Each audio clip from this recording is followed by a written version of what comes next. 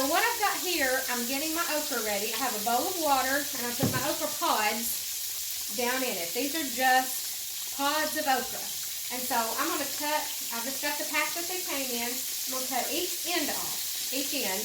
And then we're just going to cut this in little slices. My granny was the fastest okra cutter ever. She whizzed through it like it was nobody's business.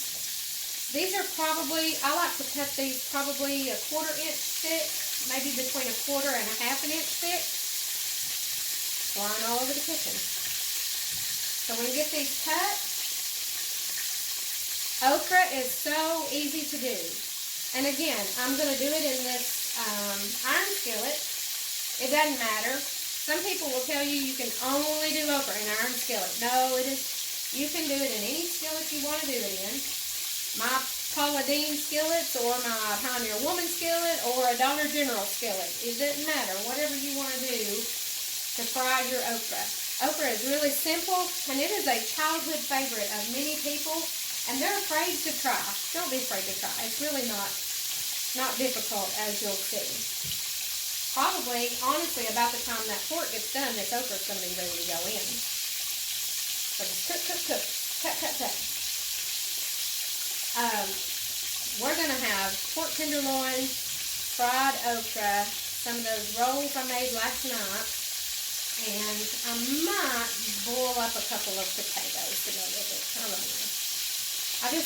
Listen, I could eat just okra. Okra to me is a country girl's candy.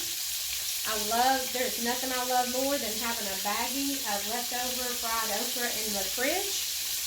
And I'll take it straight out and eat it like candy. I'll eat that.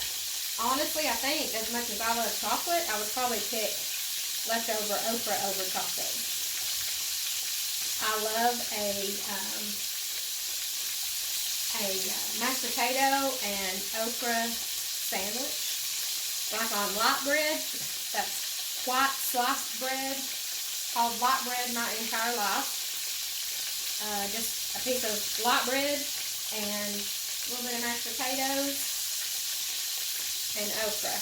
Yeah, that's kind of crazy. I hope everybody had a good day today. It's been a rainy day here in Cleveland, Tennessee.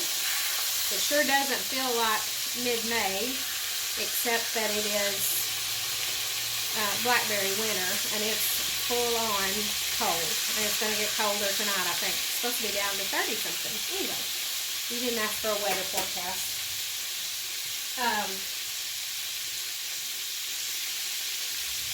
I love doing okra. Now, we used to freeze okra. Granny would do it like this, and then she would partially cook it in the skillet in big, huge batches, and then drain it off. Put it in Ziploc freezer bags, flatten those out, and put them in the freezer. And then when you're ready, on the days you wanted to serve okra, you lay that out to thaw in the morning, and then you put a little grease in your pan, in your skillet, and just finish frying it. Oh, it was so good.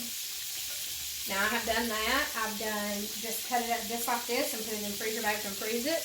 I've been told you can can it that way, and you can can it by putting a vinegar brine over the top of it, and then once it's drained off and rolled and fried, you wouldn't even know it. I've been told that you can cook it like we're going to eat it and put it in a jar and can it. Now, I'm just going to tell you, that's probably not the best way for me to can okra, because it wouldn't be nothing for me to sit down with a jar of fried okra and just go to town. Okay, so these, I'm just going to say, are done. They're very brown, and the coating is trying to come off. Do you see that? That's just lovely. Just a few minutes on each side, honestly, and they're done. If they're not brown enough on one side or the other to suit you, just turn them over. Just flip them over. That one that went in later, I'm going to leave him in a minute. Rest of them I'm going to take out. These are very thin, so I know they're done. Now, ideally we would have a food thermometer and we would test these out, make sure they're at the proper temperature. But how many home cooks actually have a food thermometer in their kitchen? You may, I don't know. Okay, so for our okra, we're going to finish prepping. I left this in the bag. This today is yellow cornmeal mix, self-rising, hot rise, Martha White. Sometimes I have regular cornbread mix.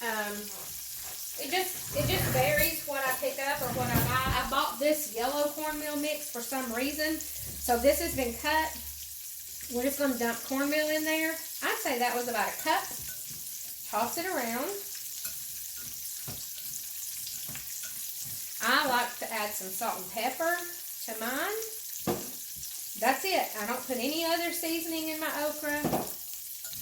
None at all. You don't really need it. Okay, we're going to let that sit. As soon as this piece comes out, this piece of pork comes out, we're going to fry that okra, and I'm going to show you how fast that works. I know you want to come eat supper here. It looks really good. I want you to try this. If you don't cook, if you've not tried okra, and I know you love it, I want you to try cooking some okra. Look at these. Look at these pork tenderloins. Can you see that? Oh my goodness gracious, that's gorgeous. Let me cut one into one and I'll show you what it looks like. I'll cut one in half. If you get them thin like this, you can actually, whoop, that is really hot. You see that? Now that's done, so it's good and white. It's really done. If I kept cooking that, it would have a tendency to turn pink. So we're going to keep those to the side. See if this other one is finished. Oh, almost. He's almost done.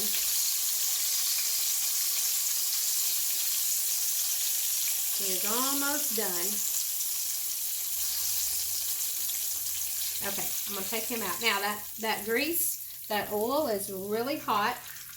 And I still got, there's probably a good 1/4 inch in there. So I've got this coated okra. You see that? It's just coated in the cornmeal. It's going in the oil just like that. It's going to poof up, steam up, scoot it around, spread it out, and then let it sit. Just let it sit for a few minutes. Now, okra is one of those things. It just depends on how brown you like it. You know, some people cook it really, really, really done till it's almost each piece is almost black and real crunchy.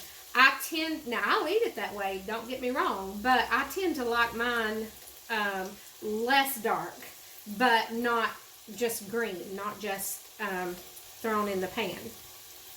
I like battered okra, like you get when you go to a restaurant. I like that, and that's a good substitute if I can't get country fried okra. But I would choose country fried okra over batter fried okra all day, every day.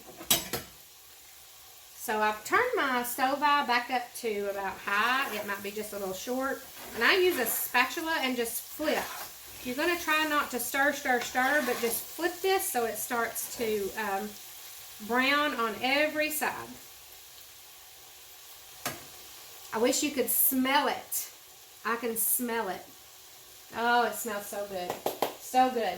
I'm so excited. I'm excited for you to try it. I want you to, you can't even see me for the steam. I want you to try okra. It's going to be gardening season. People are growing okra. I got this at Food City. It's a little bit expensive for okra, but you know, what do you do?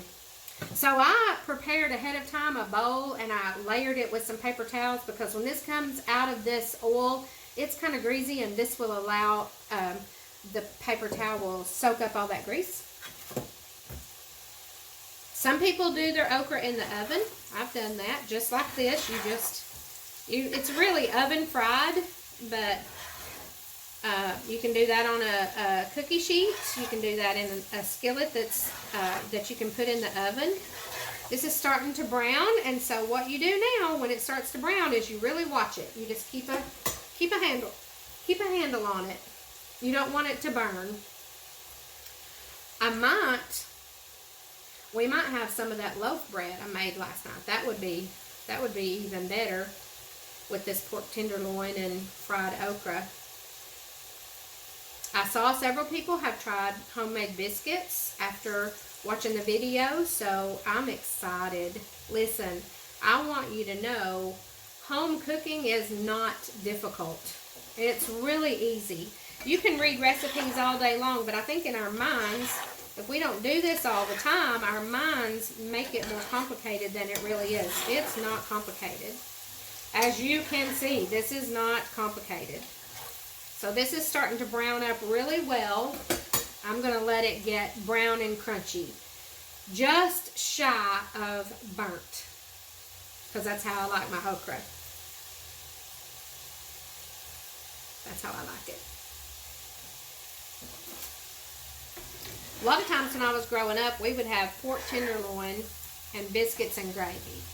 That would be supper. And that was so good.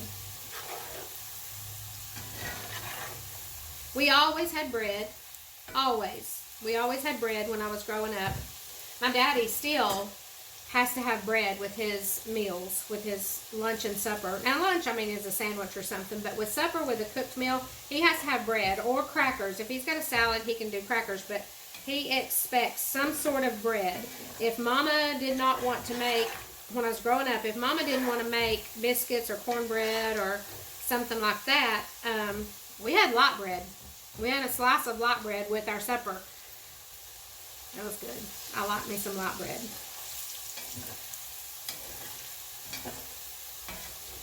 Okay, she's starting to brown up nicely. Can you smell it? I feel like you can.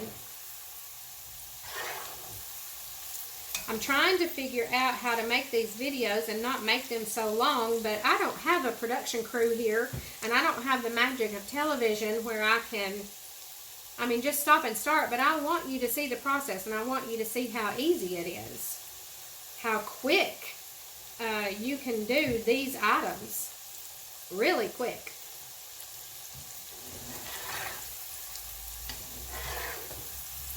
And I'm just scooping up under this okra. Let me show it to you. I'm just scooping up under it. You see it? Look at that. See? Starting to brown up nicely. I'm just scooping up under it and tossing it around. It is really and truly just about to get done. You just have to watch it because you'll go from oh my goodness, that looks delicious, to what happened to my okra, burnt. So you really have to watch it. It'd have to be really, really burnt for me to not enjoy it. I like some fried okra. Give it just another minute sitting in that hot grease and we'll take it out.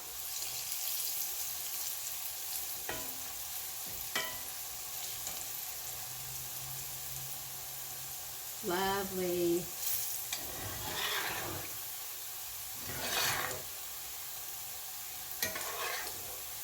You can chop it like some people do. Some people chop and break it all up, but I like to keep it as in whole pieces as possible. Okay, so I'm going to turn my stove off, and I'm going to start dipping this up.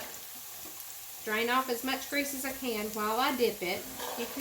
You can see how that goes. Just dip it out into this this bowl with the paper towels. See how lovely that is? That's it.